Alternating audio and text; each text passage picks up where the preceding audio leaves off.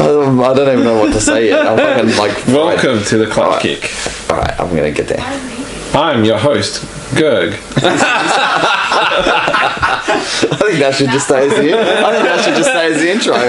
Alright, so I would leave that in there. So yeah, that's fine. You can do that. Yeah. Alright. And this is... And, yeah, welcome to episode 4, I guess. And, yeah, we're here a little bit different setup to normal. We're on the road at first round of Drift Challenge Australia for 2018. Are you trying hard not to say I wasn't actually even thinking about it. Here it comes. You did say already. Did I? Yeah, just before I interrupted you. Oh, shit. I mean, this is going really well already. Yeah, that's alright. So we have with us special guest Steve Pembrey. We have spoken about him on a previous episode. I think episode 2, where we sort of released the news of Steve stepping in as judge for DCA 2018. We're also in a slightly different setup. We're on a vinyl couch, and I think things could get messy, but it's easy clean up here. So let's see what happens. There's been many suggestions as to where this episode should go, and I guess on the vinyl couch it could go anywhere. Well, it could go anywhere because the cleanup is just going to be simple. Let's just hose it off, yeah. Okay. So I guess we're day 1 into. I guess we're not even into the season yet for Drift Challenge Australia, but we're day 1 into Mount Gambier event. It's been a eventful practice day, I guess, so far. Why is it eventful? Why is it eventful? Well, Bo, I don't know what Bo's last name is. Gagliardi. There we go. You guys, like if I say Ebby Shoe again, I'm going to get in trouble. So I'll let them do the pronunciation. But I do have a brand starting called Ebby Shoes, so keep an eye out for them. So Bo blew a motor today. Shot a leg or 3 out the block. Yeah, I'm not sure, but he was doing really well before that. Tim and Troy were... Troy worked up to it. Bo was very good out of the box.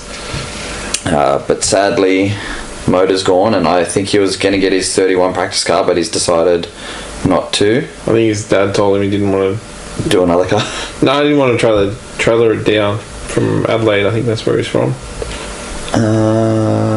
What happened to your car? I don't know what you're talking about. Mitch Doyle hit the fence early in the day.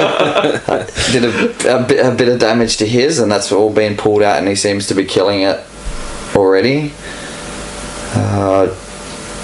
Tom Hemmings has put his grandfather's car into the fence. That was a cool car. That is still a cool car. That was a cool car. Well, that tells the story. Oh, it was unfortunate. I'm not sure what happened. Which one?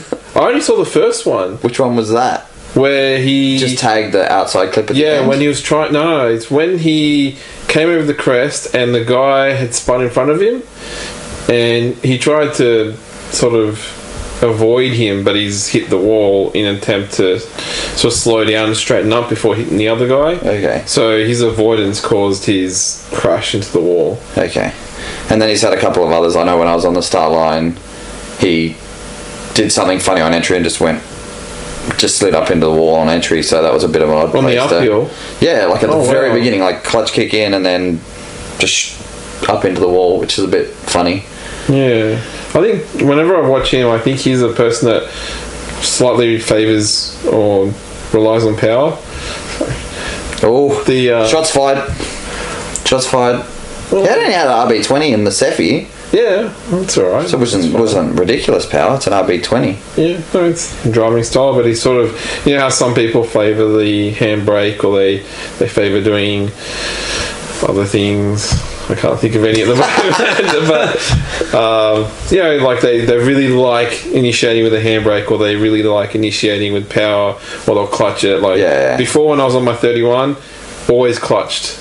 Doesn't matter what sort of corner, just wanted to clutch it. Yes. Well, you needed to maintain the speed because it was like. But some corners you can't. Yeah. Some people use They just use the speed and then they just tip it in one way and then flick it the other. So, anyway, I think you probably should talk about Steve, maybe. See, we've been able to avoid me, so that's perfect. So, no, you're right. We should go over DCA a bit more. Yeah. One last bit of Because DCA. it's a bit weird that Steve just sits here and doesn't really say very much. why? He's the meat in the sandwich. You could almost say a bacon sandwich. Have you got any comment for that, Steve? I do enjoy bacon, and that's each to their own. I know there are other people who do not like bacon, but that's their prerogative. Yeah. Okay. I'm done. Episode's over. Alright. You've got to avoid these inside jokes. I do, but Otherwise, people will get upset. no, that's alright. So that People was already an inside joke. Clearly some upset people on the internet already about this thing going on. And sadly for me, I have borrowed a mate's car because my car wasn't ready, and I destroyed second gear coming off the line. So tomorrow morning, hopefully, we'll have a box in the car, and I will not destroy the car any more than I already have. Sorry, Hung. So we have Steve here. So we weren't sure on a topic for this episode because it's the last week, I think, for everybody coming to this event has been an absolute cluster F of events, just trying to get organised and get here and make everything happen. So we figured, well, sharing accommodation with Steve would be a good time to almost do a special guest, but without having to worry about live streaming a guest in. Yeah. And I think that'd be difficult once we get around to it. yeah, and by special guest we mean like a good guest, not like a special one. Depends on who you talk to, I guess. We'll see how he judges over the weekend before I decide that too much more. So Greg likes doing interviews. He'll ask you a lot of questions. yeah, I'll ask a lot of He does questions. like to talk, well, yeah. episode -1 that never aired was basically just me grilling E.G. because he didn't want to talk, but then he talked, but then he didn't want to put the episode up. And I actually thought it was a cool episode, but he doesn't think so. So Okay. you're very well known in the local drift I think scene, I guess. Once upon a time. Yeah, but but I think most people know you for your car more than they know you for your V6 powered Sprinter. Yeah. Is that what you have? Just in case you forgot, yeah. I've got the Falcon as well, which is the in-between car, but the car I'm sort of known for is my Sprinter, which I've sort of hung on to for the past 10 odd years at least now. But unfortunately that's sitting in a workshop at the moment after it got pranged at Bathurst, and being a poor old uni student, I can't afford to do anything with it, so it'll sit there for a little bit longer yet, I think.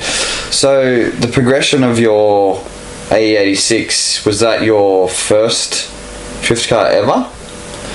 Yeah, well, the funny thing about that one is I had an XD Falcon which I was building at the time, and then I bought the Sprinter as a daily, and it turned out that every little bit of money I spent on the Sprinter got me more performance out of it than what I got out of the Falcon, so I ended up flogging off the Falcon and going into this, putting all my money into the Sprinter, and just sort of snowballed from there. Was the intention for the Falcon to be a drift car though?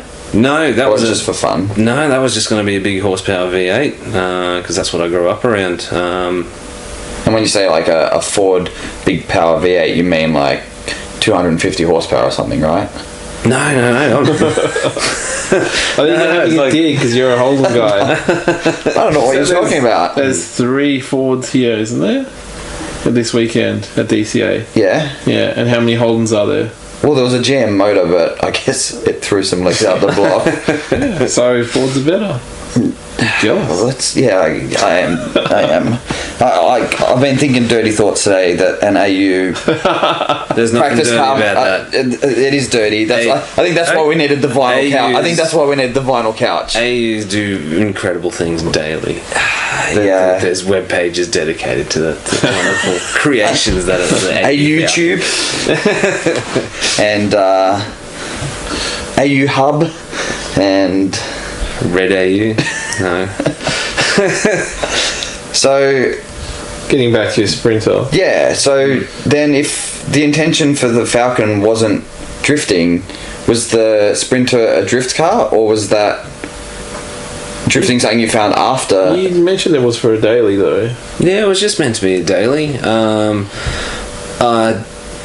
I'd always actually been into rallying of all bloody things, but it was way... Death trapping? Yeah, it was really... and super expensive to get into, and drifting was still...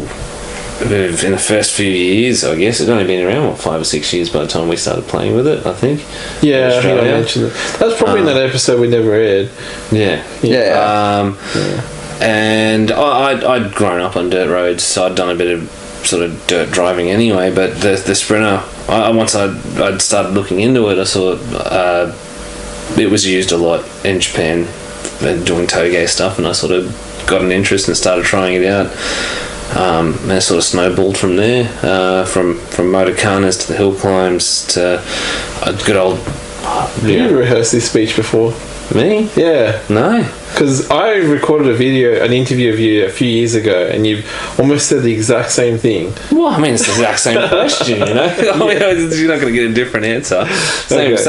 Oh, you just use the same sort of wording and stuff, so... But your exposure to drifting then came through what swung you towards drifting? What was your first exposure to drifting then?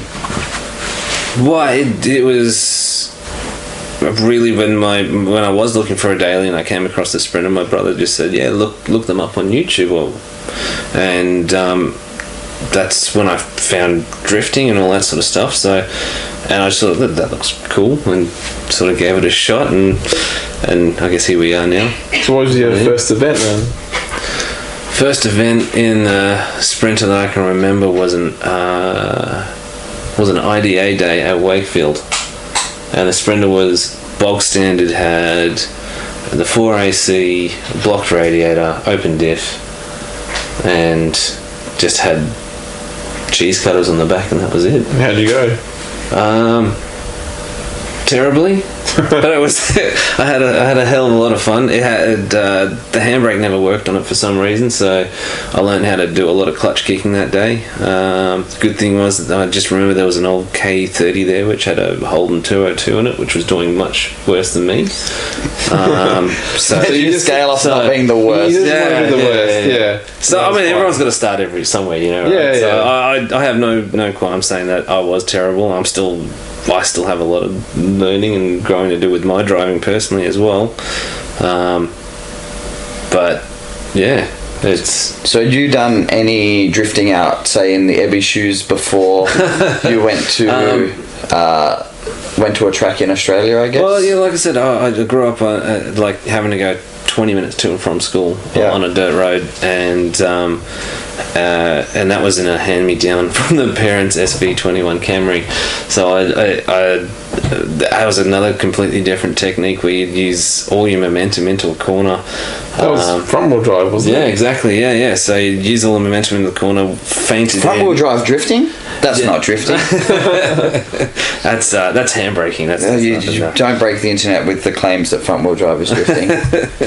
But that was a lot of fun with that sort of thing too, and that's where I guess I learned the basics of it. So you getting into drifting was purely a really organic thing, like just things sort of in your life fell in such a way that drifting almost just happened for you.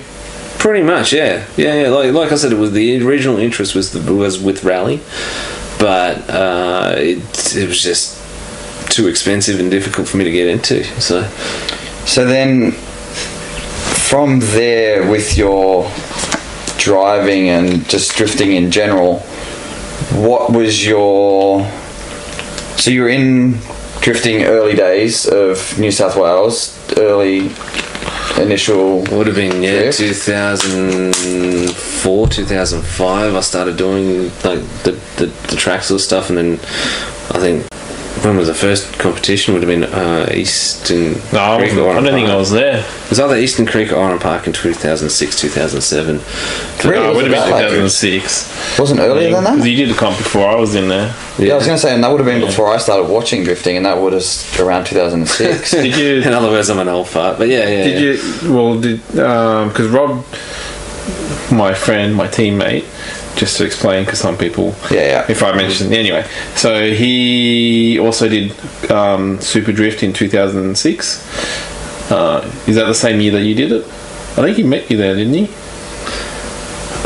I vaguely, yeah. Except his car was sort of on and off the road from memory. Like, No, it was constantly on. He was the Was? most reliable car. and it was a rotor. It was a rotor. Yeah, right. Okay. Yep. Don't they say if it's a rotor, it's not a motor? though? He didn't actually, competition wise, he didn't do well.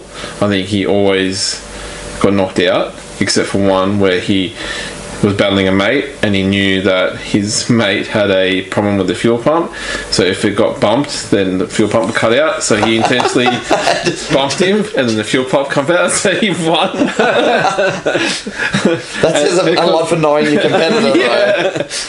So yeah, that was a funny story. But so if that was, that would have been 2006, because that's when he did Super Drift, if you did it with him. Yeah, all I remember is looking back at videos of those Super Drift days, and we were like 5 car lengths apart in all the battles, and you're just like, But back in the day, everything was so awesome, crazy. though. It was really Drifting hard back to then was frame heaps those better than it photos. is now. oh yeah. But So that was... So you'd gone to your first drift day in, what do you say, around 2004-ish? yeah, 2004, 2005. So car was a Carby 4-cylinder. Yeah, bog stocker. Yeah. Where did you...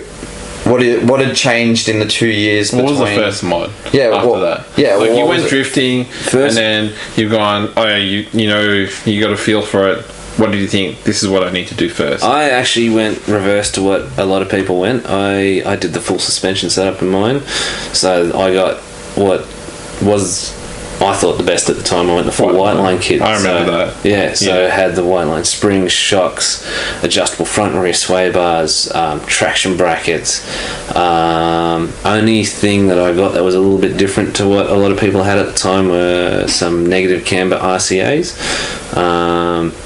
which were, I don't know, a lot of people sort of don't like them because they reckon they blow out ball joints, but I've never had a problem with them. But they gave you like a good 2 inches of track on the bottom, and I don't know, I thought it was really good. So what about LSDs and clutches and Well, that's the funny. exhaust? So yeah, it was all stock until what did I put into it? I found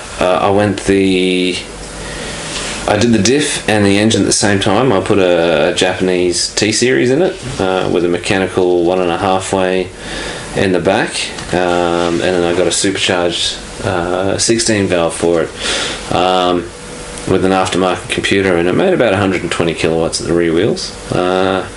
And it was in a straight line, fairly rapid, and for only 120 kilowatts, and did a lot of grip days of that as well. Did like hill climbs and things. And funny story about that is I when I went to a turbo version of that motor with 200 kilowatts, I could never catch the circuit times I could with the supercharged motor, because the supercharged motor was just a lot more linear and drivable compared to the turbocharged motor. But we also did tune the turbocharged motor very highly strung, like it was it came on a full boost at 4 to 4.5 and was redlined at 9, so you had to really keep it on the boil, and if it dropped off or came anywhere close to 4 or under 4, it'd just die. Well, they're only a 1.6 litre, right? Yeah, that's it. So at the end of the day, if you're not in the up in the revs, then it's got nothing there anyway to push it. Yeah, exactly. along, Yeah. So by the sounds of things, with the way you came through, and you know, you're somebody that I watched as When did you see him? I think 2006. I think Super Drift out at Eastern Creek, and then Oran Park, and then I think the following year, 2007, 2008, somewhere around there, watching the Oran Park BBM Cup and all that jazz when he had his big alcohol sponsor down the side. And, vodka ice drifters. That was really cool, actually. Had a few fancy things like that going on. So you were doing a whole lot more than just the drifting even back then? Oh yeah, I always entered anything I could. You didn't need an excuse to drive. If there was something to drive, you were going to drive it. Oh, 100%. Yeah. As long as there was money in the bank and the car was running, you were there. Yeah, definitely. Yeah. I love doing anything. I'm a pretty competitive person, so anything where I could sort of beat EG, I was pretty happy. So yeah. It was I don't think back then it was very hard though, was it? You just had to string a lap together, right? Oh, even the motorcanas and stuff, he joined in. It was different. Like, the level, and he started a lot earlier than I did. I was told I think I did mention before, I was told that I was given different advice and I went down a different path, and it was bad advice. What was that? What power, different car. Like you have to get a drift specific car, which is a Sylvia or 180. Was that when you had the 31 to begin with? Or? No, I bought the 31 because I was saving for an S15 and I wanted something to drive, and I think I was looking for a Skyline as well, like as in an R32 and R33 or something like that. I think you need to refer back to an episode only a couple of episodes ago where I think you went through this. So you clearly have the first one. No, it wasn't the original episode. It was one more recently. Okay. Pretty sure. So Steve needs to go back and refresh himself on our episodes. So we had a funny conversation in the drive on the way down here because Steve rode with myself. You said your first job was delivering pizza. Do you feel like delivering pizza and delivering tofu are really similar things? Did you do it in your 8.6? And did you deliver it in the 8.6? I didn't do the pizza job in the 8.6, but I did deliver newspapers in the 8.6. So about the taste is about the same. Oh yeah. So if you just wet the newspaper, it's about the same as the tofu run, realistically. Have you eaten tofu?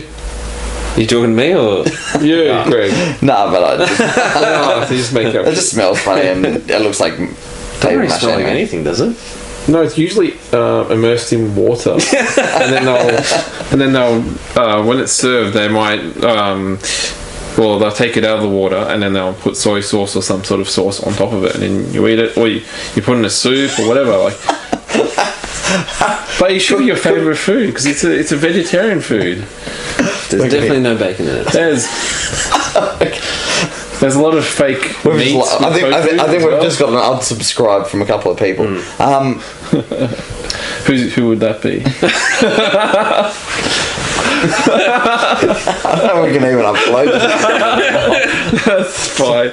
So, by that stage, you were driving everything you possibly could. You had done... Did you do a full season of Super Drift under Drift Australia? Or were you just doing the New South Wales rounds? I did a fair chunk of them. So what years did you do Drift Australia Super Drift?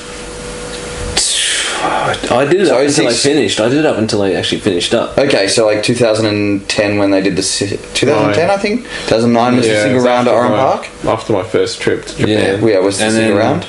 Yeah. So you're doing just the majority of the New South Wales rounds, or you're travelling as well? Because I think I went to South Australia for one of them. Yeah. Did you do Tasmania? No, I've never been to Tasmania, unfortunately. I've tried to, but the funds have never let me go, unfortunately. Because I'm pretty sure, from memory, they alternated between Tasmania and Western Australia. So every year they'd do either Barbagallo or they'll do... Yeah, I remember that, yeah. I never made it to Barbagallo either. Oh, yeah. Were you street driving your car at the time?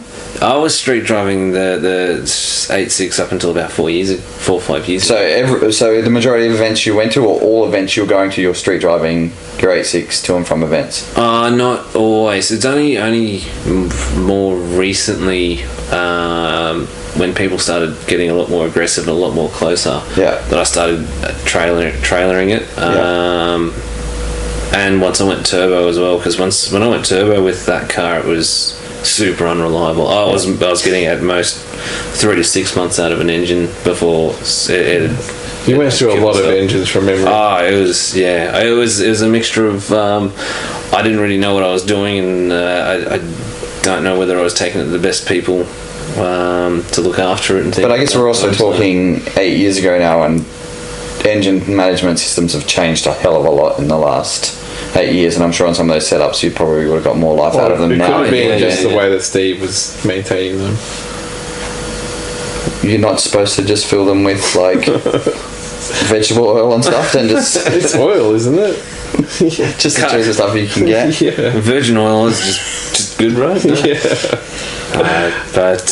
So then you went a very interesting route, and I know you did a fairly comprehensive coverage of your build on some of the forums, I think, as you went, where you went through the change. I think that's where I remember from the start. Yeah, not of the whole thing, but of the engine conversion that the car currently has. I think you did a fairly comprehensive coverage of it through some of the forums. What was it? What was the reasoning?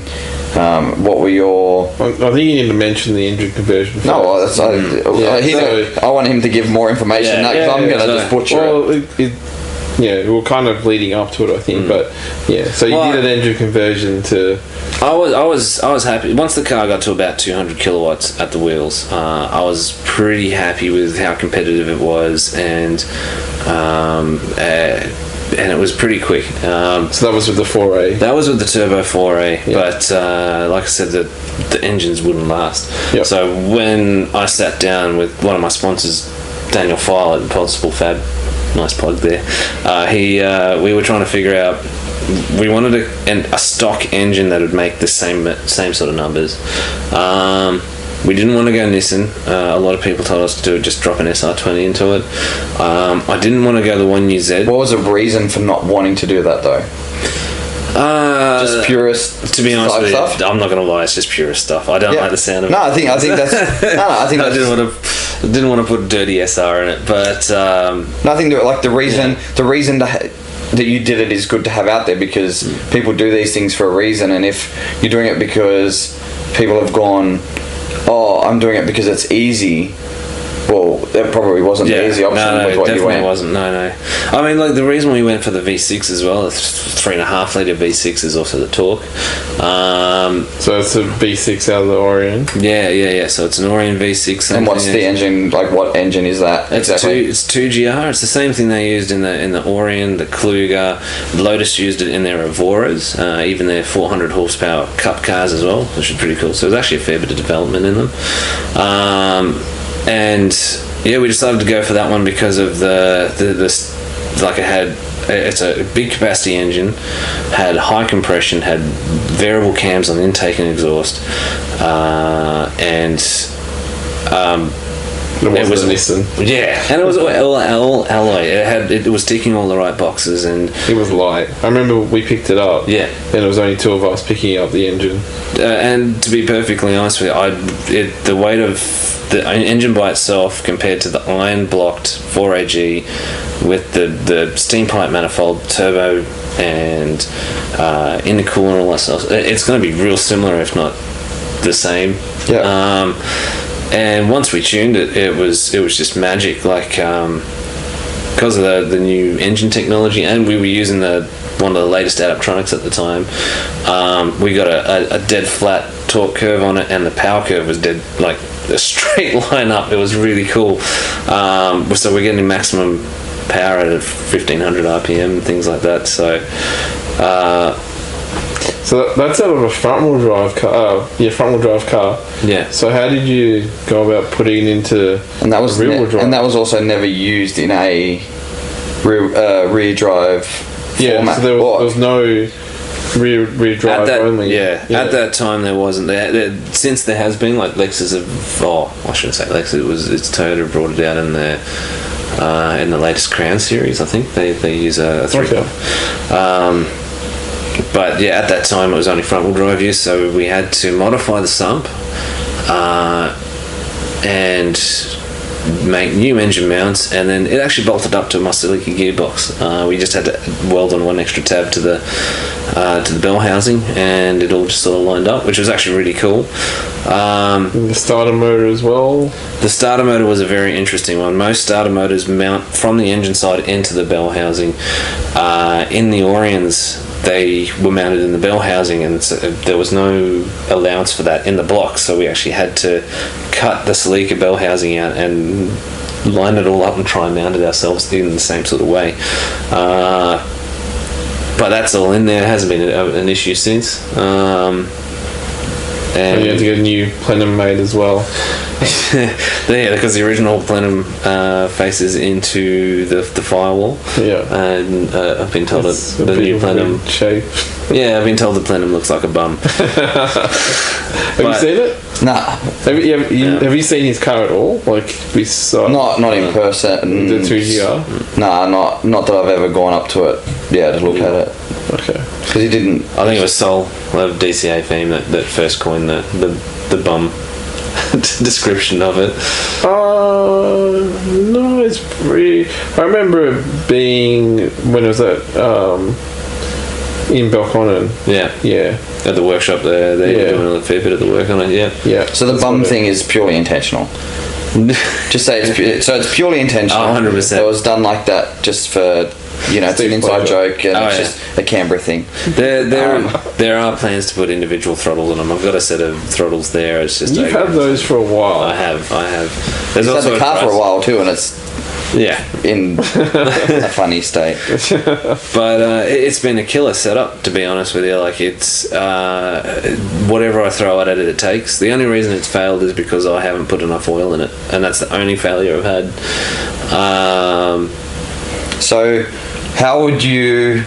So you'd gone from a NA 1.6 to a supercharged 1.6 to a turbo 1.6 to this NA 3.5. Yeah, like big torque compared to those setups. I would imagine the power would be way more linear than the turbo. Than the turbo. And yes, sort of similar to what you had in the supercharged and the smaller NA, but still in a different power delivery type of way. What sort of did you feel like you had to overcome some learning curves when you started driving that new setup, or was it a fairly natural, easy progression to jump into that? The car is super easy to drive, like, because we set it up to run with a peaky engine. For some reason, once we put a really lazy, torquey engine into it, it's one of the easiest things to drive. I've had people from professionals, like I've had Luke Fink drive it to friends who have just started drifting, and each and every one of them been able to jump into it and just drive it. I remember his first lap at Rayleigh.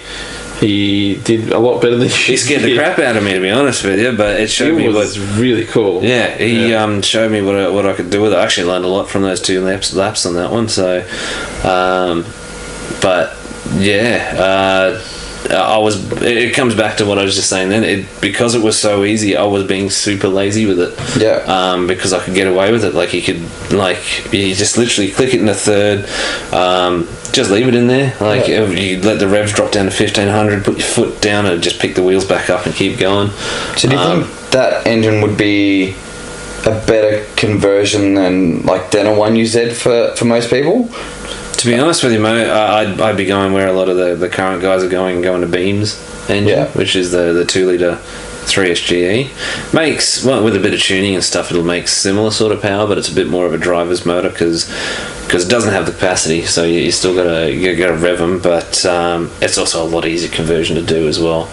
The weight balance is going to be a bit better, I believe, as well, because you haven't got a big hunk of V6 up the front. So yeah, but it's all light V6. But when we spoke about it a little bit, you reckon it was only about 10 kilos heavier than the previous setup to it. So 10 kilos is sort of negligible in. I was so surprised. Ways. It's like the whole thing takes up the whole entire engine bay. Yeah, and by 2 people can lift it up. Yeah, easily. Yeah. So if a rod decides to go, it's going to shatter into a million pieces potentially. Have I dropped a rod in that one? Probably. You've It always hasn't done dropped a rod. bearings, I think. Yeah, I've done bearings, but it's never actually spat a rod. Touch wood. So you were sort of at the forefront of this conversion, knowing what you knew by the time you finished the conversion. Is it a conversion you would have started? Yeah, but what we have been doing, because Daniel's been hit up for similar conversions, is suggesting you go for the 1GR, which is the 4-litre version. A lot cheaper and easy to get your hands on, and it's already in a rear-wheel drive configuration.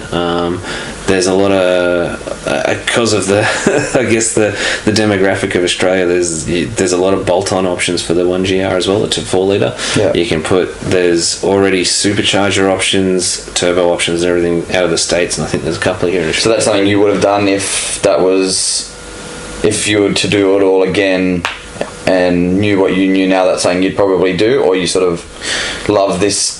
I guess you wouldn't have known that you were going to enjoy the setup as much as you do now. But well, I was looking at that engine to begin with as well, but comparing numbers, the 2GR had a higher compression and revved harder, which is what I wanted out of an engine. I wanted I wanted the higher compression for the torque, lower down torque, and to be able to spin it nice and hard as well.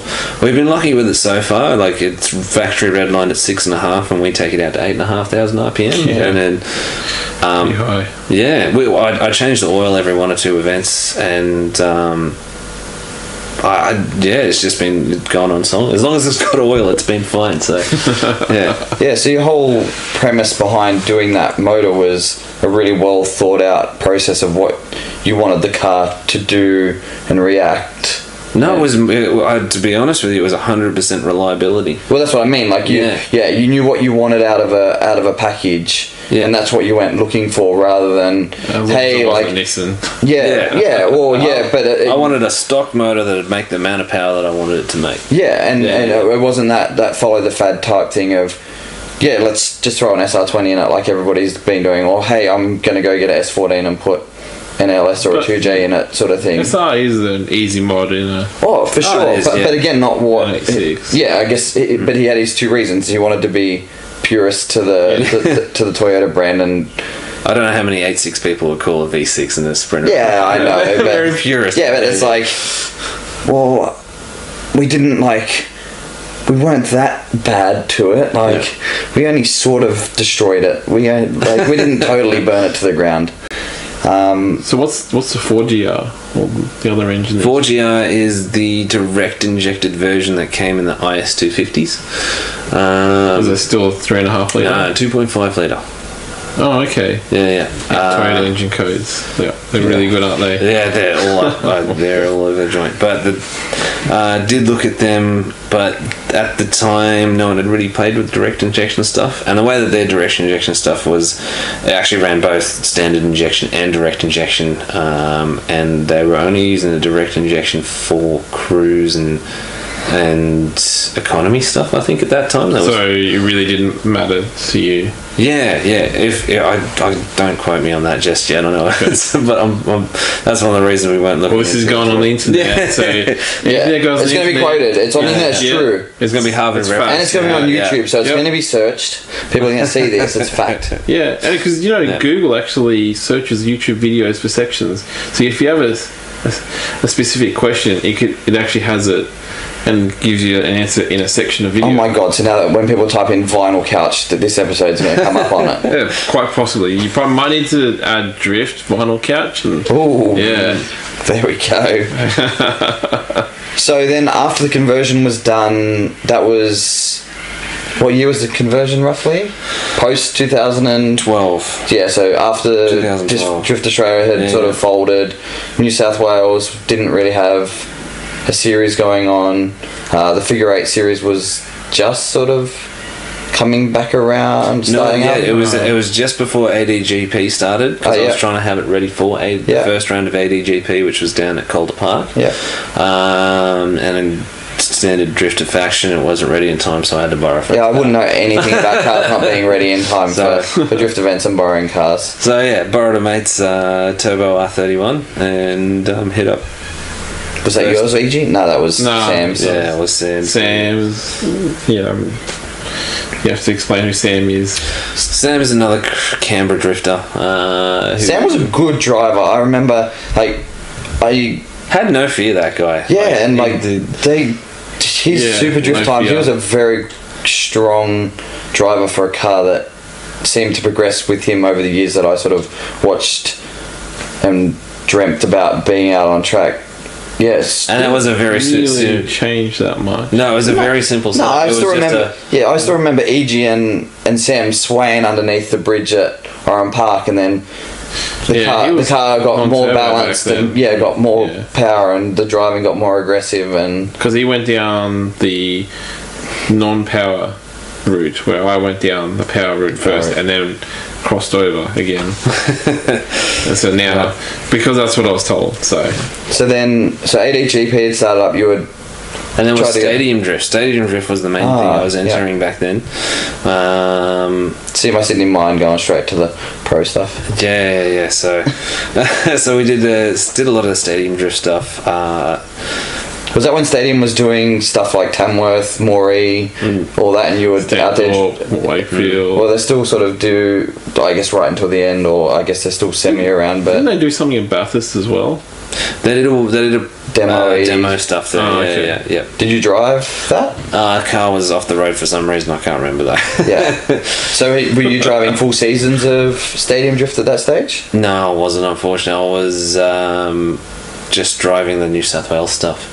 Yeah, that's what I meant. Like the New South Wales. So whether they were going up to those more rural places on the go-kart tracks and stuff, did you get to do all that? No, the most recent thing I did north was a couple of years back, was the SummerSlam, when I think it was Luke Fink's first event that he ran at Archerfield.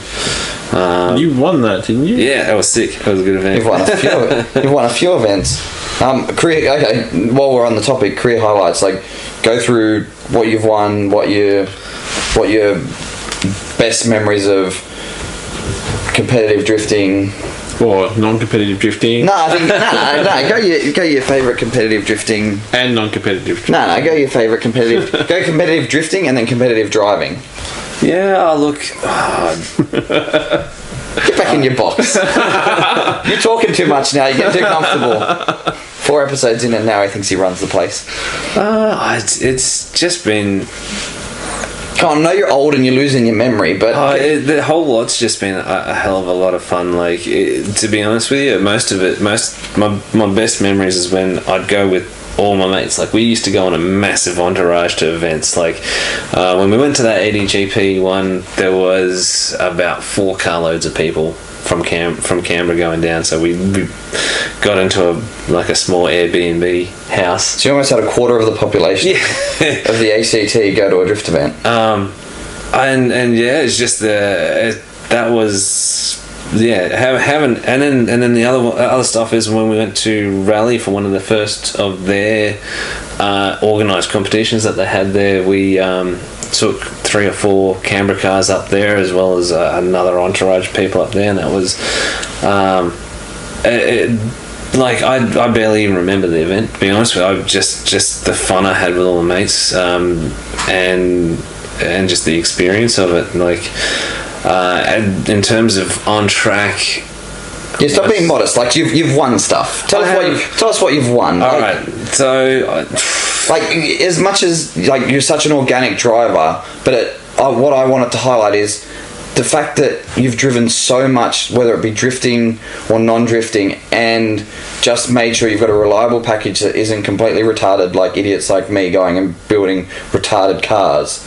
That being out on track has brought you a New South Wales championship against lots of high profile pro drifters at the time. I think he's trying to bring up BBM Cup. Yeah, there's BBM. So there was the BBM Cup, but then really leading towards there was that. The funny thing about BBM Cup was that no one actually expected me to win the series, because I'd never actually placed in the early rounds, but I consistently placed high, and then the final round I did win it and came first, but because everyone else wasn't consistent in their scores, I managed to accrue enough points to take out the entire series.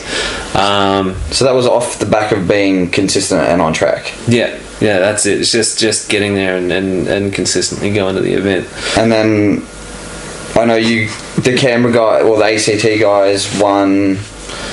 We went down to Malala and did the Super Drift Cup.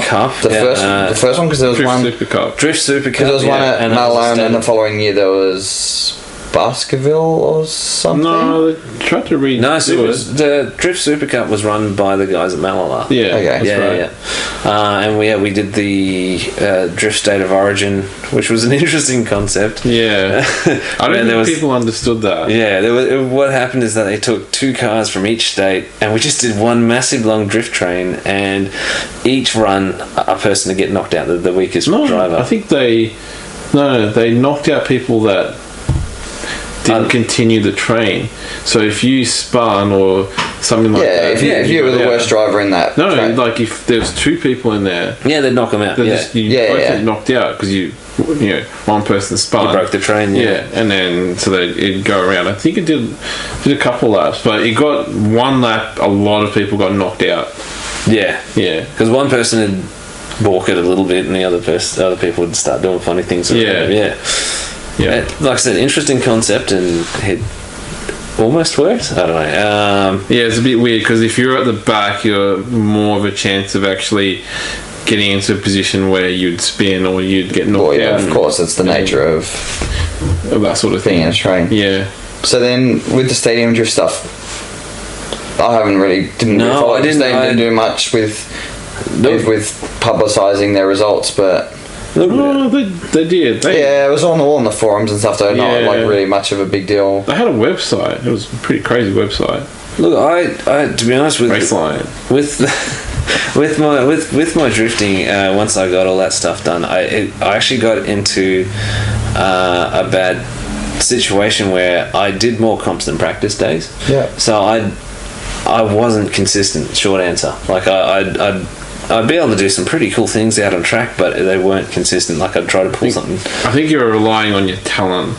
Exactly, and so like I'd go out, put on a show. I'd sometimes qualify high. I'd sometimes wouldn't qualify at all. But I more often than not, and unfortunately, like I can chase really well. That's what I love doing. But my lead laps, I try to push too hard, and then end up looping it and just giving away the battles, unfortunately. So the last thing, Archerfield was good because it was a nice short track. It was before all the extensions and things were done like that, so it was a very tight and technical thing. So it wasn't. It was really suited well to the sprinter. So I was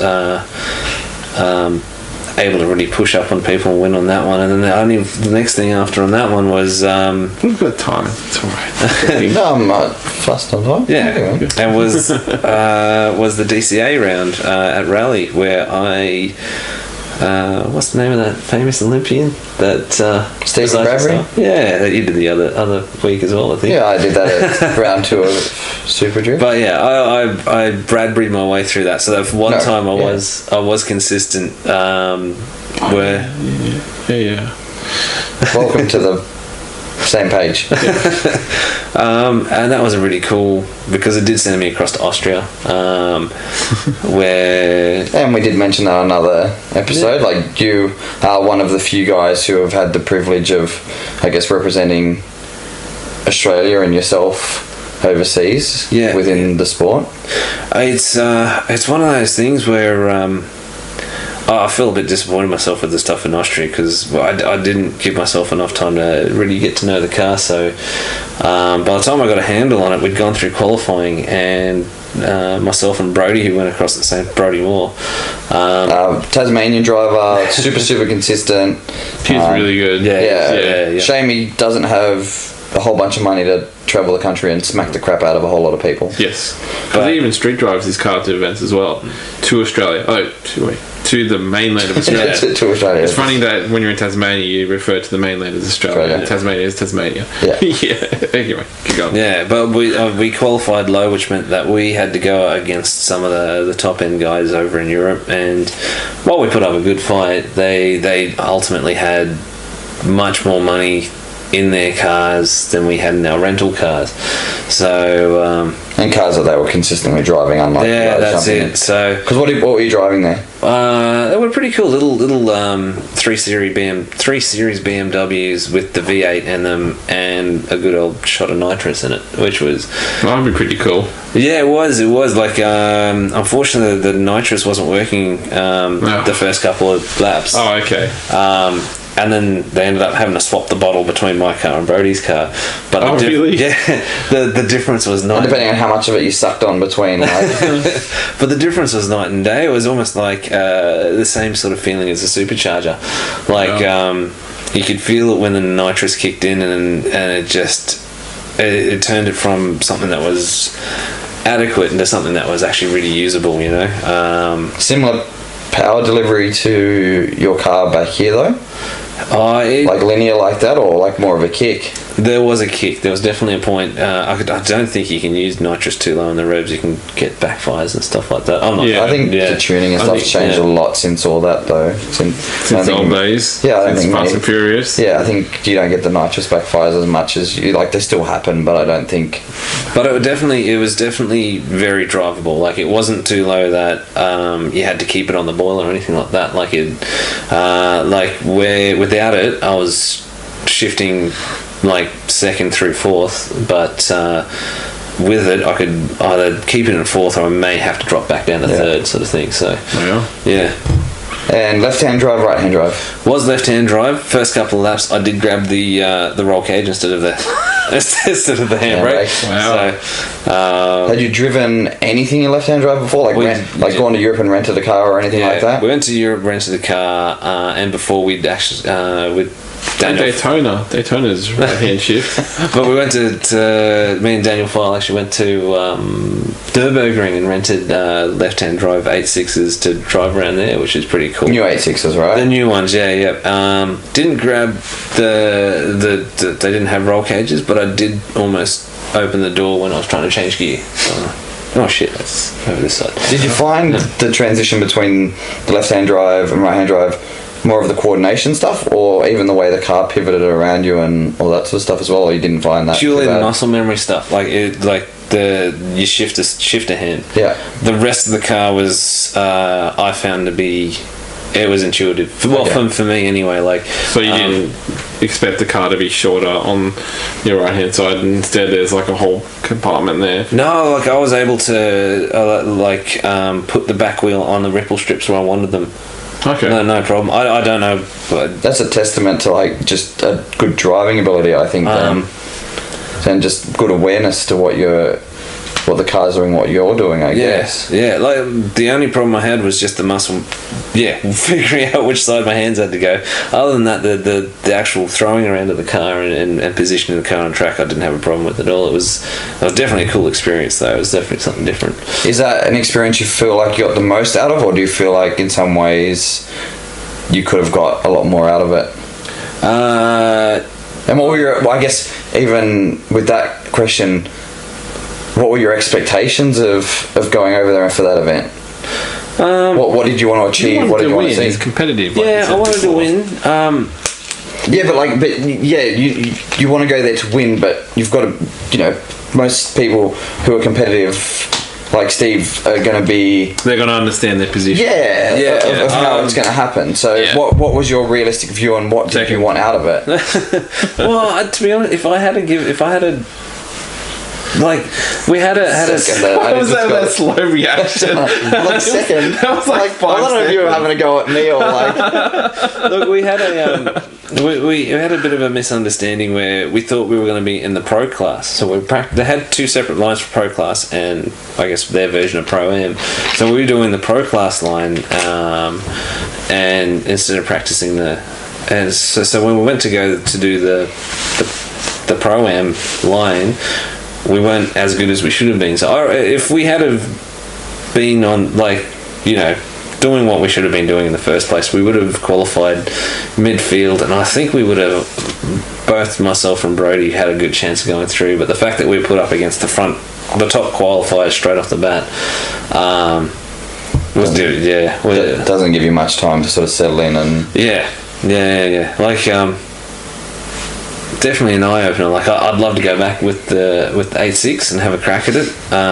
Because you want to take the 8.6 to Japan as well. Yeah. He's just going to build one all over the world. No, he's just going to take that car around the world. I guess it's small enough. Yeah. Look, I've got lots of plans for that. Like we actually want to take that up to across to the States and do not only drifting FD. events. You love FD. Not so much FD. Like we want to do D1 GP old school America. But we actually want to go to Pikes Peak. We want to do Pikes Peak because that'd be unreal. So you're just really super just motorsport enthusiast end to end then. To want to go and do something like Pikes Peak is like an event that's spoken about in all motorsport. I don't think anybody cares what form of motorsport. Pikes Peak is one of those places that's special through motorsport. Just like Nürburgring, stuff like that. That's another thing I want to take the Sprinter to. This is, I guess, bucket list thing for if I ever win the lotto, but I'd love to do that. Just go do all these famous tracks with it and see how fast I can get it going and things like that. So since the... Have you got a list of these questions in your head already? No, I don't know. Steve, I think, is somebody that I'd seen on some of the forums and all that sort of stuff, and just seeing the progression of the car and him, just really interesting in the way that you've always just been out there to drive and just always just driving. And so since you had the drive overseas, and I guess I've been in the drift scene for driving drift scene for 3.5 years now, and you haven't really drifted in that time. That was all prior to that, but that doesn't mean you weren't driving in that time. So you said earlier that the 8.6 is, I'm pretty sure you said earlier the 8.6 is in a bit of a state at the moment. What happened? Where did that? What sort of driving were you doing at the time? I think that sort of stuff's actually fairly interesting. Yeah, well, look, the Sprinter, I'd literally been driving for over 10 years. That's been thrashed. And the front end was going soft. It never used to have a problem with understeer when I first had it, and it's just, no matter what I dialed into the front, like with shock absorbers, because I had all the adjustable suspension in it, the turn engine was getting worse and worse. And then eventually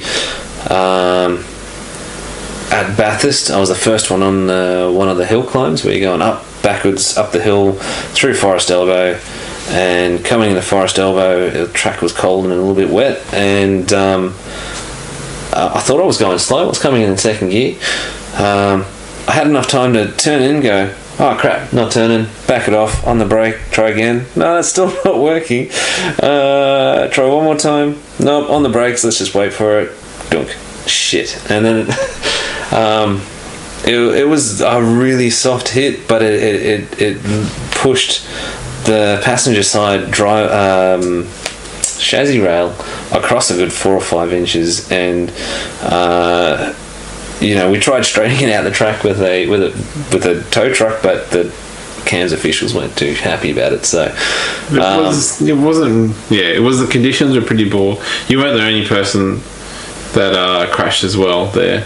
There was a lot of crashes that morning. I heard there was no crashes at all, and just poor driving. The engine was too heavy in the front of the car. Because we actually drove down there, and you could feel that it was very slippery. It was slick. But he was out there to win. But he has experience. He should know. Because I remember even driving up to the top. You're not allowed to have excuses with you, are you? Especially people who are being friends with you long term. Jesus. I thought I was. Like, I'd normally be going into that easily top of second, early third, but I was just puttering along into second, like sort of mid-range to second gear, and it just did turn in. Well, I was just driving, because you know how you have to drive around the track to actually go up to the pit area. My car was already stepping out in first gear, just leaving our accommodation onto the track. it was super slippery that morning. Yeah, I was actually surprised that you had hit the wall, because my expectation for you was you go, oh, it's too slippery, I'm just going to drive up and then come back and actually do it on the second run, because I thought, because it was way too slippery that morning. I think I actually went up in second. I didn't actually change to third. Well, that's what I'm saying. Like, I was doing it in a second, and it's uphill. You don't expect you to not be able to stop when you Haven't you watched Drift Bible? Yeah. When you go uphill, understeer is strong. I better rewatch it. I'm a bit rusty, I guess. Come on, it's Suchiya. Were you the person that was saying that they should make an updated version? No. Yeah, you were saying that in the car. That wasn't me. That was in that podcast. Oh, it was too. No, sorry. But you suggested that we listen to that podcast. No, I didn't. He suggested. It was him who suggested that we listen to that. It was actually, but I'm just going to blame you anyway. Okay, that's always me. That's a lot easier. So when I get ripped on Facebook now, it's all just because of me. He doesn't get in trouble for anything. It's just rip on Greg. So the non-competitive drifting, what was your best experience? So the A86 has been crashed now. Yeah. Is it back up and running? No, it's on the back burner while I'm studying. Unfortunately, we'll fix it up. We'll get it going again. So what have you been driving between there? And will it see this? So it can still be registered? No, still registered? No. Unfortunately, it's track only now.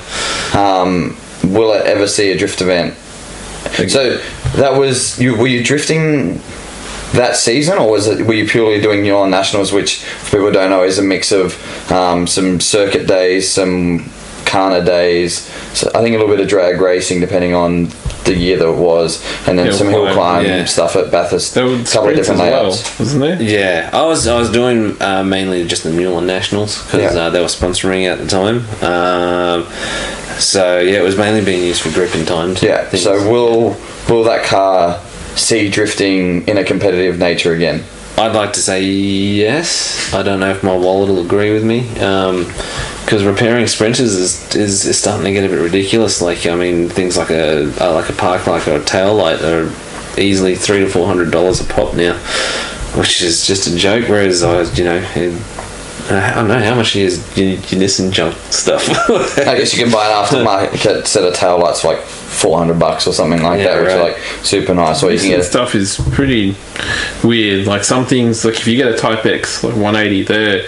I've seen one that's all your genuine for like 20 grand. Yeah, that's all your genuine stuff. Yeah. Really? Yeah.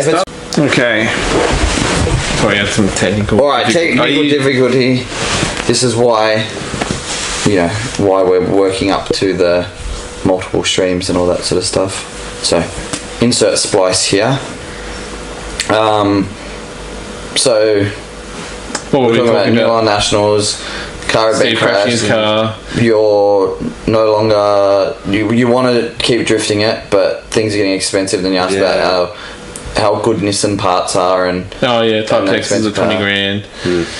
And so if I was to take it competitive drifting again, I'd want to get a lot more seat time, not only in it but in a battle car or something like that as well.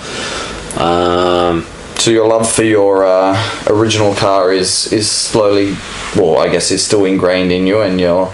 Well, I thought you wanted to preserve it. I do. I mean, it is my first car, and I have done a stupid amount of things with it, and it's definitely taken me on a massive journey of, as it's in, wouldn't have met you guys without it and things like that. And actually, the first time I met you was in the 8.6. There you go. And I think I was in my Skyline, and they're working. Love at first sight. Greg's making a heart shape with his hands. Anyway, I met you. Is that the museum? Yeah. I think it was The Tofu Museum, because they were doing their tofu runs in there. No, there was a group called Canberra Cruisers. Was that one that you went to? No. We were there because I just fitted an intercooler and I just wanted to take the car for a drive. And I was there with another mate, which I rarely see, maybe once a month. And so we just went for a drive to the museum, and we were sitting there, and I was looking at the intercooler. Because all the cool kids in Canberra hang out at the museum. It was a hangout. Yeah. It was, what was that? Questacon. No, Andrew Hawkins before Motive. It's HPI. The video that he did. Well, you know how they do the end of month meets at Harry's Cafe at Wheels and stuff like that. Same sort. It's just a big car park. Yeah, and it used to be a meeting spot until it got too popular and people start doing dumb stuff. And the usual thing, yeah. But anyway, it was a Wednesday night, so it wasn't like a meet-up night. And then, so we'd driven out there just to somewhere to drive to, and then you rocked up with two other people in the car, but I can't actually remember. There was no introductions except for you. Pretty sure the other guy was Chris Sarah. Yeah. Don't know who the other guy was. The assumption was it was Daniel, but I'm not sure. But no, it was just love at first sight. Yeah, I know you always said you can't remember, but I can remember that. Yeah. But anyway, so I think me meeting Steve was a much better story. I had internet stalked him for years, and then I moved back and figure skated for him the first time I ever met him. And then I saw him get on the ice and introduce myself as knowing who he was rather than him knowing who I was. It's the weirdest thing, because you have someone walking up to you, "Are you Steve Pembrey?" I'm like, "Yeah." It's like, "Oh, I've been following." I'm like, "You're an Olympic friggin' figure skater who's currently in high-waisted grey pants and a fluoro green shirt, performing in the middle of cold Canberra on an outdoor rink." If anyone should know anyone, I should be going, "Hey man, it's nice to meet you. What the hell?" But that was definitely an interesting introduction to be. Yeah. So you haven't been driving much of late because of, I've got changing avenues in life. A broken car. And a broken car.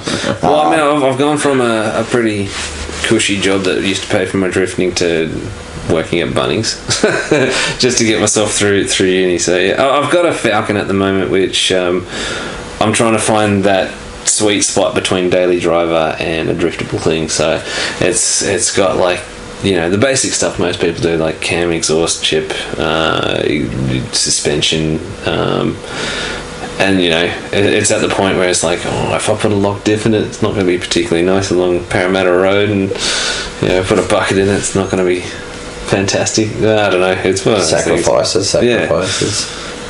So long term, once life is settled, and as long as the Australian drift scene doesn't die,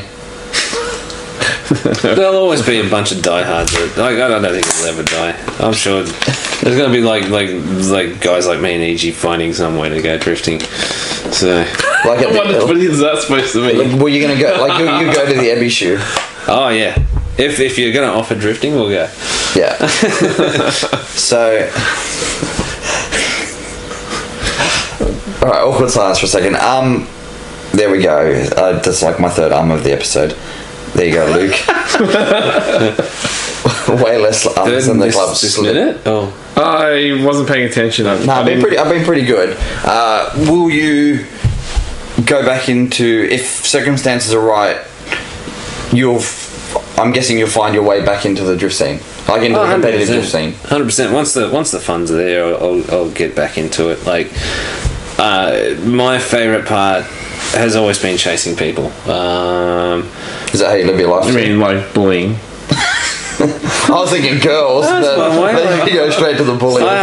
Maybe that's how he met you. Maybe that's why he only introduced himself, because maybe he was going to bully you. Or stalk. Yeah, or that. Yeah. He's just going to chase you. That's it. But seriously, that's the biggest adrenaline kick for me. Like, I've done a lot of things, and nothing comes close to that feeling of when you nail a really good run, sitting on someone's door, and even, in any car or any situation, it's just a good feeling, I think. So you've done last year we got to know each other more because I contacted you and asked you to help with Super Drift, and you basically took over the head judge's role because after one round I got that bug to drive, which I'm sure you're heavily feeling this weekend.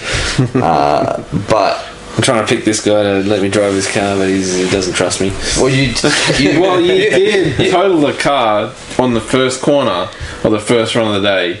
Last time I saw you in that car. Well, and that car, but not your car. But he also said he hates Nissans. Yeah. So true. Like he might not even like, hey, let me drive your car, and it's just his way of murdering the car. That's right. No, it's a Skyline, it'll be fine. But he will still try his best to do it. Yeah, I know. It'll be just more of a hassle that he does it.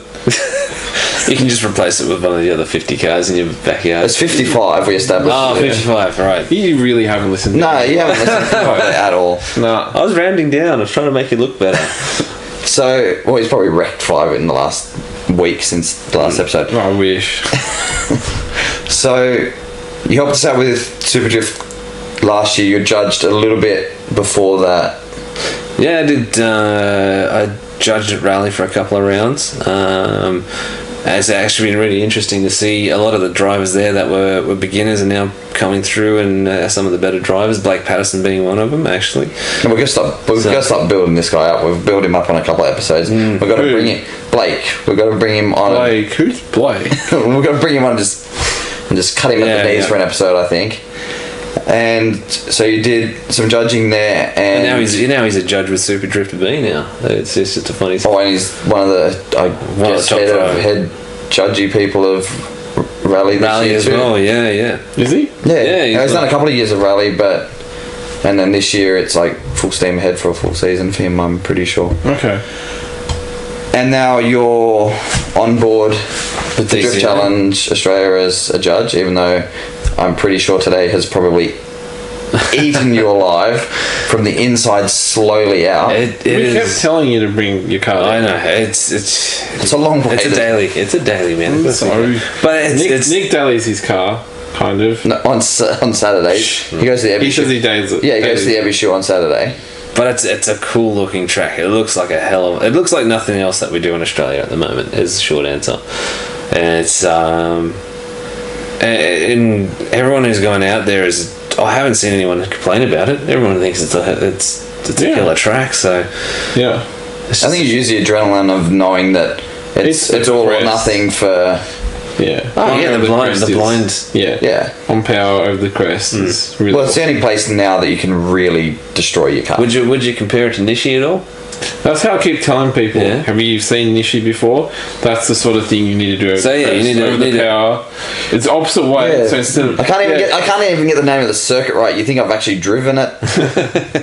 You know what I'm talking about, don't you? Yeah, exactly. Yeah, that time I went to Nishi in my dreams and just chucked it in. Yeah, so that's what it's a bit more compressed and the corners are a bit different. And Nishi doesn't have walls. Sometimes it does. Yes, it does. It has a wall down the pit straight. Down the pit straight that you don't use for Nishi Shore. Not for what we're talking about. No, it's not. But it does have it for most of the comp. Okay. Yeah, it has walls to block off the track, and you can hit them. But anyway, not during. I'm going to say Matsuri, but that's the incorrect way to pronounce it. But I think everyone in an English sort of way, you have to say Matsuri. Educators, how is it? Huh? Matsuri. Ah. Yeah. But if you said it the same, but you just said it like a Japanese I was going to say that. Yeah, if you say Matsuri, then people don't understand it. Yeah. So to Greg, it sounds the same to him. That's bullshit. Yeah. You would call it Matsuri. Yeah. You would say. And that's a one-day drift event down at Bishu. Yeah, or just down by the ocean near here, and you do 6 hours of driving, and it's a Matsuri. That's almost my.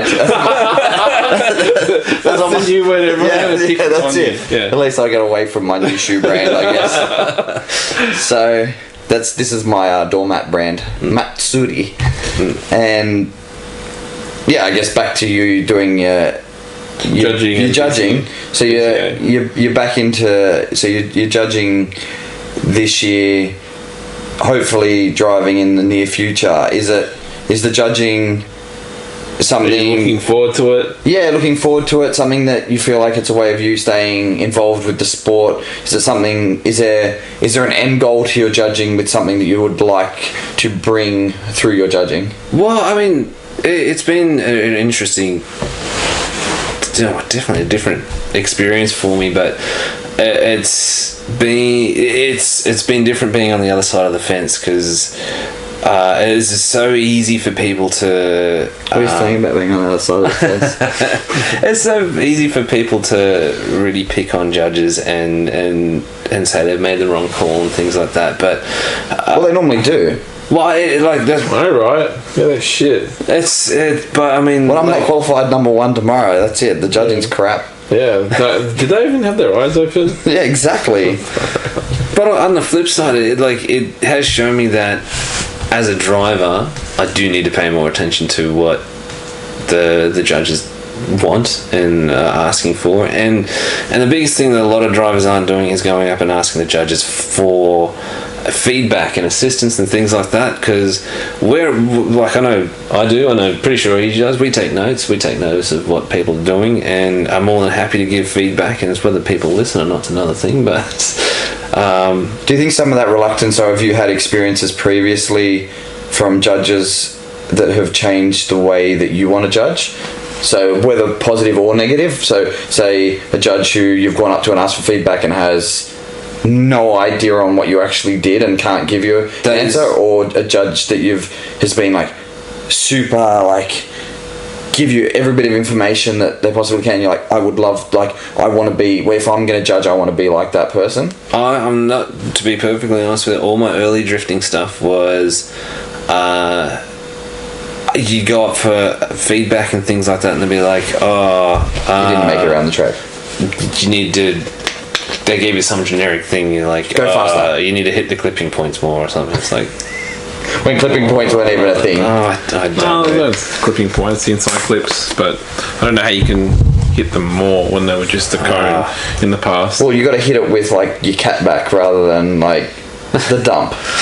No, I mean, like, not to sound salty or anything, but I've had a couple of events where, like, I didn't qualify, and then you're like, if you go up to just like, okay, look, fair enough, I didn't qualify. Like, you're looking for a strong justification. Just let me know, and they're just like, sorry, I can't remember, or I don't know. Yeah, it's just, when you've put a lot of effort into a car, a lot of effort into traveling across the country to get to a track, to be told, we don't know why you didn't. So they're saying they're super conscious in your mind when you're judging. Oh yeah, like even in the practice runs today, I didn't have my notebook, unfortunately, but I was taking definitely notes. Yeah, definitely watching a lot of how the cars are driving. It's very easy to take note of the people that you know, but so you got to force yourself to look at people you've never seen before and go, look, what are their strengths and weaknesses, and go from there. I kind of wish that the drivers would actually come and introduce themselves sometimes, because it's easier to relate their driving to them then, rather than just being the car. Yeah. Do you think that's a good thing or a bad thing? Like, no, because I can't. But I guess it's hard because the community is so small. You already know a lot of people by face. But if you were to judge it totally organically, do you feel like it would be better to have no idea who that person is? No. It's more like, because they'll come up to you and then they'll start hammering you in questions, and then it's easier to remember that way rather than referring to notes about a car. Because the way I wrote notes is the car number and then notes. Yeah. And then if they come up and they say, my name is this, I'm like, oh, what's your car number? Yeah. It kind of feels it's very impersonal. Yeah. And then I kind of wish that they would. It's not that I have to, that's what I want. Because actually, when you handed over the reins to the Super Drift judging to me, I actually made the effort to, even though I was telling people during briefing to come up and talk to me, no one came and talked to me during the break. So I actually went out. Yeah, I actually went out into the pits and went one by one to the drivers and just sort of said, look, here's where you're doing good. Here's where you need a little bit of improvement. Going from there. And it's. I think that's the most important thing. Is just the communication between driver and judge, especially at like the place that drifting is in Australia at the moment, where we're not a D1 or a Formula D, where the drivers should be well trained enough and smart enough to know that that's what they have to go and do. And I don't think you can go on track at a Formula D event without a spotter, whether it's FD, US or Japan. I think the rules say like it can be anybody. You could go like full Happy Gilmore and just get the homeless guy out the car park and get him to be a spotter, but I don't think you're allowed to not be there with a spotter so that the judges and officials can communicate with the driver, where we're not at that stage here. And I think, round 2 Super Drift, round 3 Super Drift, and then even jumping back up to help you guys out for round 4 with not me judging, but me just sort of liaising between you guys and the judges to save you from doing that running around. I don't think there's anything wrong with that strong feedback being given to drivers before they've made the mistakes in the competition, per se, I guess. Like if you're seeing it in practice post-qualifying, that you can go and go, oh, I've seen you making that mistake. I know you're going to make that mistake in the battle. Let's fix it before it happens, rather than in a big professional competition. Like that to me is wrong. Like that's up to the athlete themselves to know, to have to learn that mistake through the competition. But I don't think we're at a stage right now where that's... I mean, ideally, we'd even be able to make the crew and spectators know what we're after as well.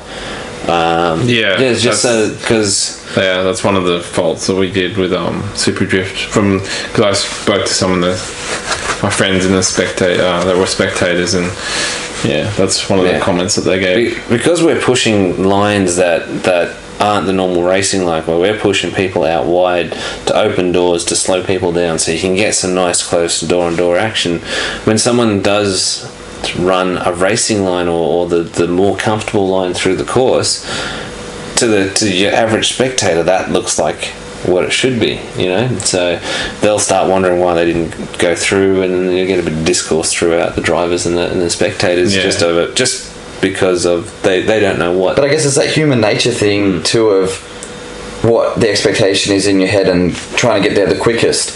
Like you go through some city parks and there's like a 90-degree footpath, and then there's a little patch of grass that's only, say, 1.5 meters patch on the corner, and most people will cut straight across the grass, and there's footprints and a worn patch through there, because everybody's just like, it's quicker just to go that way. That's pretty much it. Yeah, so people watch drifting, it's like, so people watch drifting and go, well, why the hell would you go all the way out to that wall, and then all the way out to that wall, and then all the way out to that wall, when you can just get around it quicker?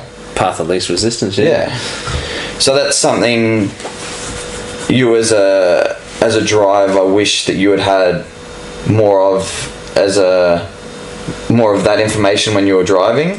Well, the feedback is what I want. As a judge, what I'm starting to see just different things to in the other direction. And then when you've spectated events, the lack of knowing has been an issue for you, or not really. Like say like a world time attack or an event that you haven't really, you're not. Something you've driven at before, but say this year or last year when you're not driving, you're not part of a crew, and you're just sitting back watching. Is this those changes that you're wanting to see happen with more information, something that has come because of that? Yeah, definitely. It's definitely more noticeable that when you go and watch a drift event dry now, and so you're not part of a crew or anything like that that's been at the driver's briefing, and you see them run a course, there's sometimes they might have obvious clipping points, sometimes they don't, and then you'll be just like, that looked cool, but I have no idea whether that's why whether that's what they were meant to do or not. But but I mean, drifting's a spectacle, so it's one of those, to your average punter, it'll be appealing, which is, I guess, one of the benefits of drifting, is that even if you run a terrible line, it still looks good. I don't know.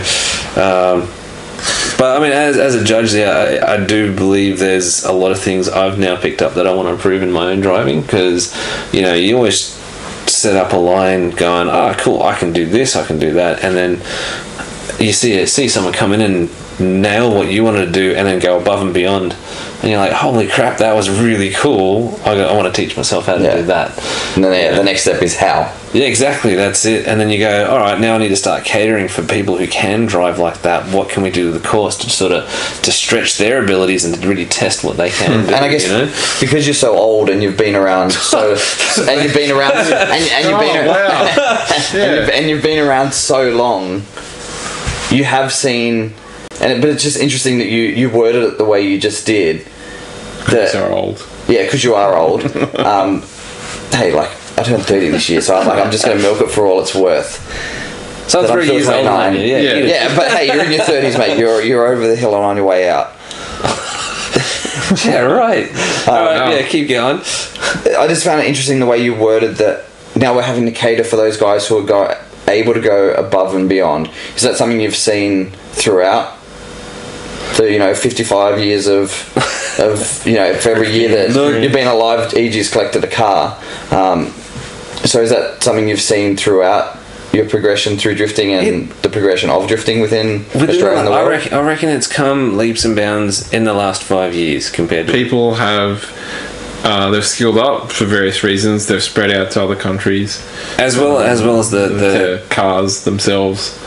Yeah, they're available to you. Like, I mean, a lot of people say WiseFab's a bit lazy, but I mean, you see some drivers that can actually not just rely on the WiseFab, but use the WiseFab it's really push. We're going to have to get the hose out soon to wash this couch down because some people are going to be so upset. But I mean, like it is rare. Like EG's saying, like you can, like that's what I'm saying. You can see these people. I know, I do a great job with it. You can. Your hands are sometimes like never on the steering wheel. That's how I was literally driving today. It's like it's a hot potato. Like where you should see. Even the in-car today will be a bit like that. We'll have to check it out later. Yeah. But yeah, when like I said, is you just see some of the newer drivers who keep pushing, and you just see them like you get used to watching a car, and you can sort of start to tell the attitude of the car when it's going to spin or what's the direction it's going to take, and then you see some of these newer drivers come through, and sometimes it is a WiseFab save, and sometimes they're doing it on purpose, and you just like, oh, he's done, and then they'll just pull it up and keep the speed going and flick it through and do a killer run. And I don't know if you can pick it, I'm still learning, but whether it is 100% a WiseFab save or if they're actually using it and doing it on purpose, I think you can tell because some of it's pretty obvious because some of it's obvious. It just I think anytime something loses its rhythm, and I guess through the skating I saw a lot of it, you see it in the driving too, where if the run looks like it starts to lose that rhythm and that beat through the way it's being driven, fluidity. And you can just tell that it's been a mistake. Yeah. And then also the front wheels are like going way. It looks like 90 degrees. Like, but as Steve said, some people can use it to do that. But again, but when they're doing that and then 90 degrees, the car's like way past that, and that's when you know that. And the car push is different with all that sort of stuff too. There was a really cool video on the internet a few years ago, which I can never find again. It was a guy in Japan, much like when Stewie, the guy from IMS, he did a report or a video on WiseFab. So he took it out and he says the only way to drift it is the car's pretty much driving backwards. Like when you go on the entry, he's looking like backwards out the car because of the amount of angle he has when he's drifting. Yeah. Well, I think that's something we're going to definitely go way more in depth with at some stage because there's a lot of debate about it, and I think I don't think I know enough about WiseFab. I just know that it's not. And Stewie's one of those drivers who's on another level. Like he knows how to use all that sort of stuff. And hence developing his own crazy amount of stuff. And I'm hoping that he's somebody down the track that may be willing. This is a call out to you, Stewie, if you do listen to this or anybody. He will definitely. He's much like you. He will sit there and talk. But it's whether or not he'll do it on our platform and not on his. Huh? So this is a call out to you. And I had a great conversation with him meeting, I don't know, he might, and I had a great conversation meeting him for the first time last year on the boat to Tassie. Oh, okay. And did you do what you do normally and just sit there and talk and talk? Yeah, talk, and it's cool. Like, it's so cool. It's the same as like getting to grill Steve on this one. Just an organic mind with so much information and so many experiences that I feel like if I take it in and learn it from you guys, it's something that, oh, that's clicked. That's something that's I've been told previously, and I can use that experience to sway what I'm doing. Or, hey, I'm not going to go and make that mistake, or I'm going to try and avoid making that mistake. Like, you know, like I guess mistakes I've already made, but, you know, buying this, doing that, whatever. But yeah, learning from what other people have done. So starting to wrap up this, I guess, not only from the driver's seat, you did a little bit with some drift, I guess, motorsport, I guess, car enthusiast media. Yeah, I worked for Zoom magazine, which is unfortunately now out of print, but it was a really cool mag, which... So you really are old, like you're talking print media. It was a cool magazine because it covered everything I wanted. It was sort of cars that didn't fit in any of the other magazines that were running. Weird and wonderful conversions with, you know, horrible cars, and it was just a really cool magazine. And through that, I actually managed to get one issue of Drift Battle magazine up and. I have a copy of that. I'm pretty sure at home. Yeah, I told you there's one issue. Yeah, we had one issue. The first one that came out was, yeah, look, you actually got this is the bit I actually listened to. was a tear sheet where what they did was they just got a magazine saying Drift Battle on it, and they got any drift related content from the other magazines and just slapped it together. There was no new information, no new nothing. And they'll, you know, being in the community-ish about that time, there was a lot of backlash going, this is all rehashed rubbish. And I sort of put the business case forward to my bosses at the time. Look, if I can make this platform, this bit of media work, will you let us run it? And they go, well, we don't want to spend any money on it. I'm like, that's fine. I'll get the material and I'll sort it out and I'll put it all together for you. And they're like, okay, yeah, no worries. And that was actually a really cool experience in itself because the amount of people just putting their hands up for work and articles, photography that they normally charge for, but because they all had the love for the sport and the magazine, they were just like, no, we want to get this up off the ground, here you go.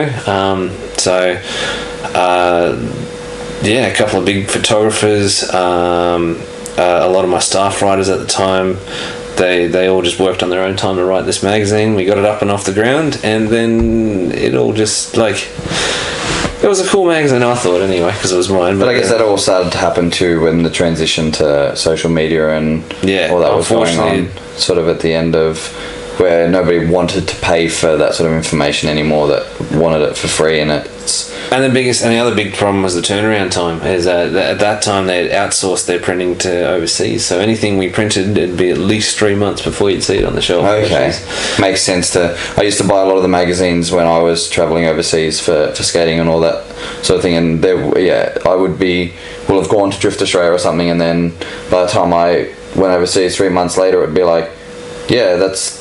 Why am I reading this in January when the last round was in October? That's one of the reasons it fell apart, I think. I didn't really like the format either. That's because you're critical on everything. It was like there was a lot of wasted space. A lot of things that really didn't need to be the way it was. Like, why would you need 7 pages for one car? Because maybe the car's cool. Like he would have covered 7 pages on his A86. Yeah, but it didn't really talk much about the specs of the car. Like, he kind of glanced over. Like, I think you did mention it once. There's like a funny story, and then you had to use particular words to say how this person had built it, but it didn't really explain very much. It was just sort of I mean, it was our first one. Like, we would have worked on it.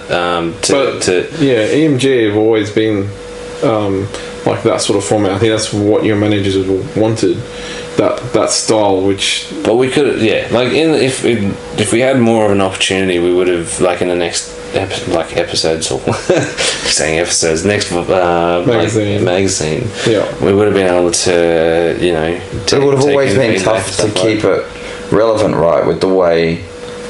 No, there's heaps of ways to keep it relevant, but it seemed like a set format because all the magazines were the same way.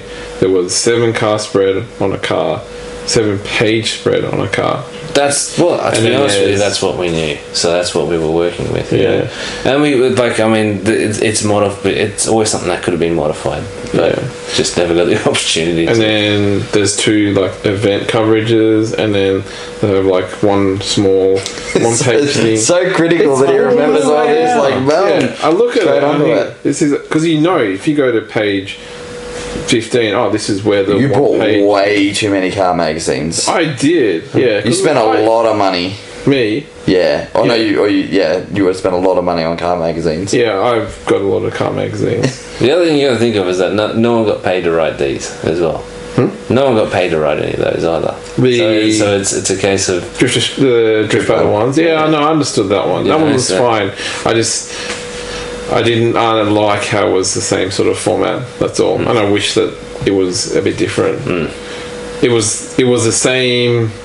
So in between the other magazines, so like what's Hot Fours, Fast Fours, Quick Fours, Slow Fours, Zoom, Extreme, Street Commodores.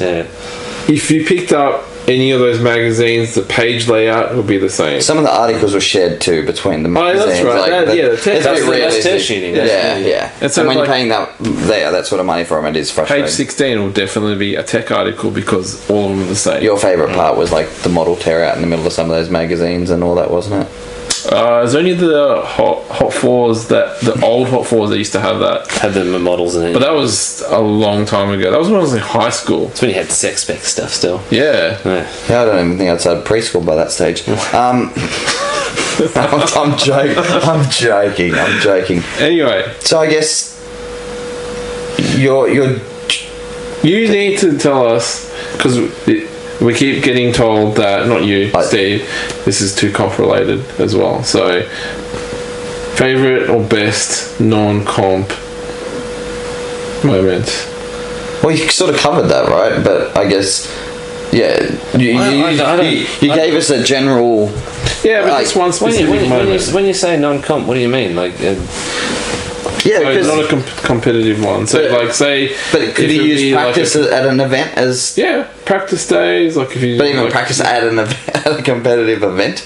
No. Just like a practice day, or like when you've gone out to a particular. Well, I guess not. Yeah, I guess not not specific necessarily, but your favourite thing about.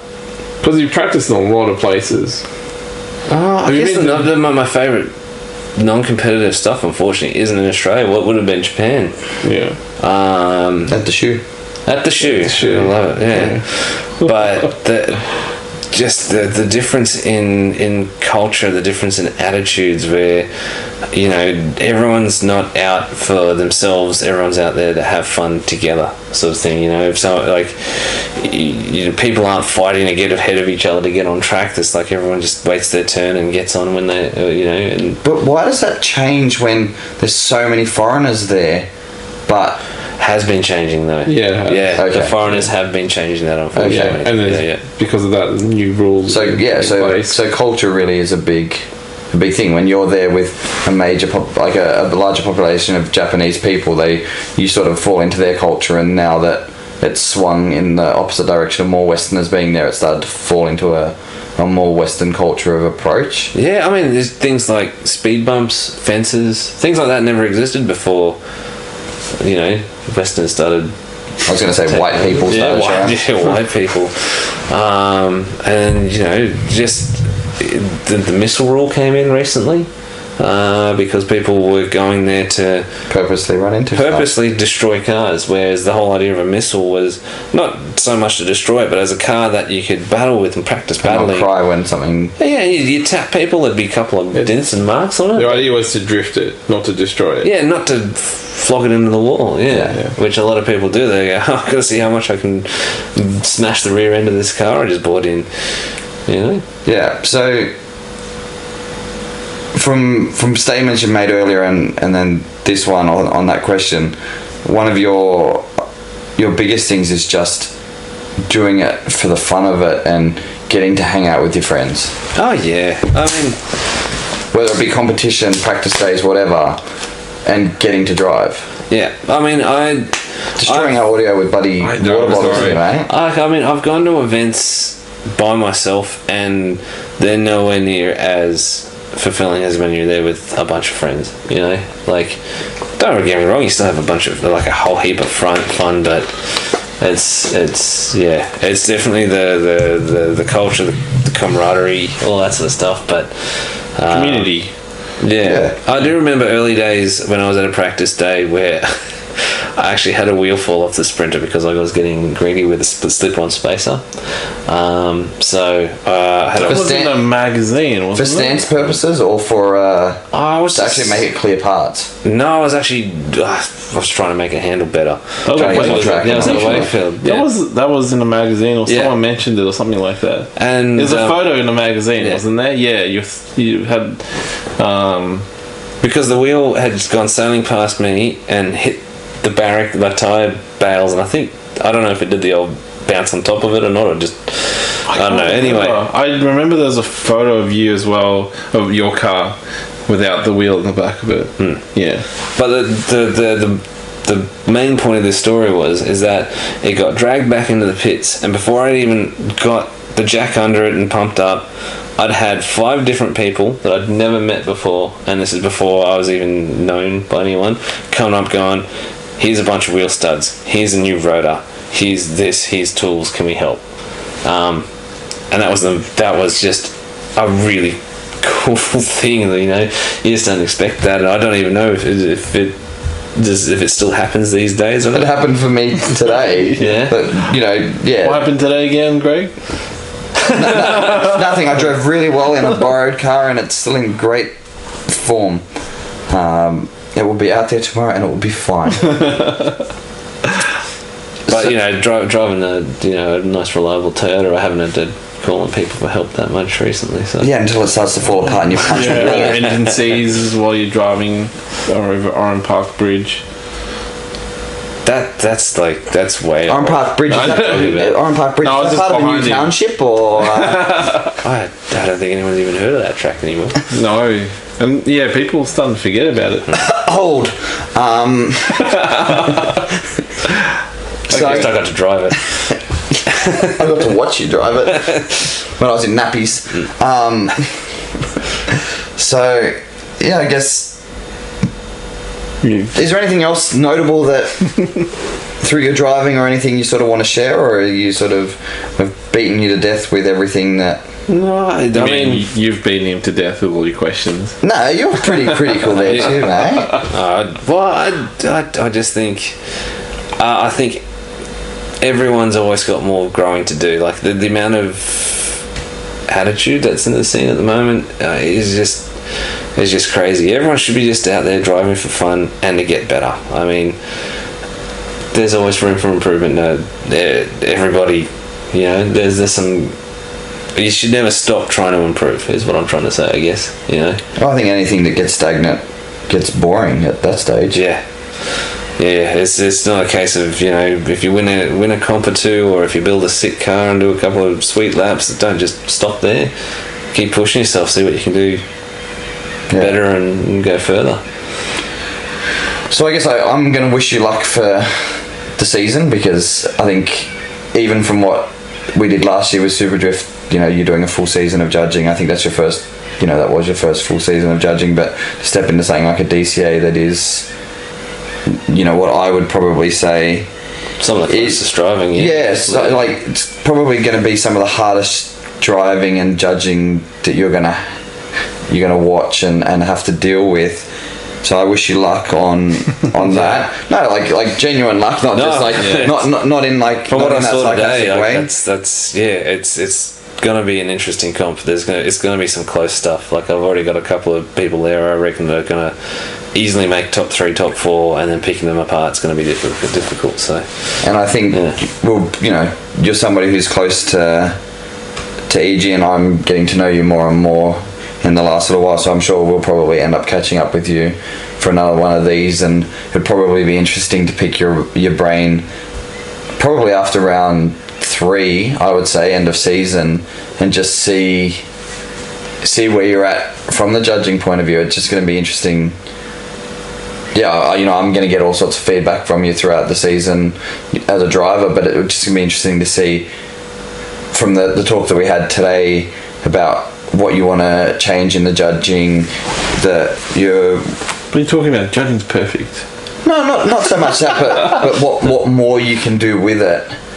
It'll be interesting to have another chat with you about what even more, what you'd pull back from, what mistakes you feel like you made even from that side, and if we can be that open and honest about it. Well, the best thing about this is that I'm not head judge on this one, so I get to see how these guys run it, and I can... You're head judge. Yes. So I get to see how these... Well, I'm getting 0 tomorrow.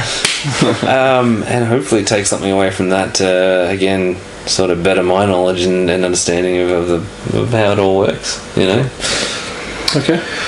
Right, well, it's late. It's bedtime. Yep, 2 days of driving and judging ahead. Breaking cars. And fixing cars and not breaking them again and returning them to their owners in a fairly good way, I hope. And thank you for staying up till stupid o'clock. Well, it's not that bad. Saturday morning to do this. And I guess we'll catch everybody on the next episode. I think I cut down on my arms on this one. We got a fair bit of feedback. Anticipate an episode of The Clutch Slipped coming out. Fink said he's going to try and do he's going to do his own wrap-up episode of each episode of ours. Okay, cool. So hopefully, rather than it just being totally ragged. So you're going to have another interview? No. I think it's just... No, he's just going to rag on me. It's going to be an interview with Fink where he'll interview himself acting like Steve. Okay. Because he did the acting like Greg, so he'll probably still rip on me anyway, but I'm hoping it'll be aimed at somebody else. I haven't impersonated Fink once before, so I guess he owes me one, so... What's your impersonation of Fink? I need the race suit to do it, but yeah. What is it then? Just describe it. I can make my physique look very similar to his. Okay. Well, on that note, we're going to go to bed. Yeah. And together. On the vinyl. We're gonna get down and dirty on the vinyl. And you're easy. No. And I'm gonna score a 110-point qualifying run tomorrow because out of 500. Yeah, sick. All right. Okay. All right. And the battery's gonna die. On the camera. Yeah. All right. Good night, guys, and thank you for listening. Thanks for having me. Listening, but we will definitely do another one of these, and let us know what you guys think. And thanks for listening. Yeah, more feedback. Really long stuff. Greg enjoys replying to the messages. Yeah, I love be brutally honest. I love being beaten to death by EG's friends. All right, thank you. Good night.